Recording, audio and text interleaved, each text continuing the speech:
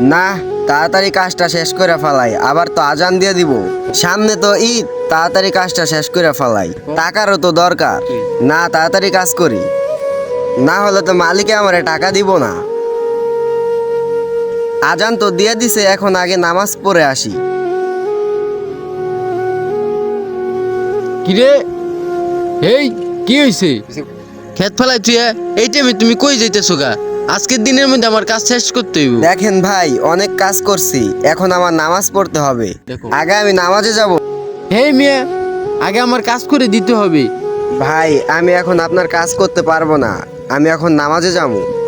আজকের দিনের মধ্যে এই কাজ শেষ করতে হইব, না হলে তুমি বেতন পাবা না। আমার টাকার প্রয়োজন নাই, আগে আমার নামাজ পড়তে হবে। আচ্ছা দেখ, মানে দেখি, তোমার মতো লোক আর আমার দরকার নাই।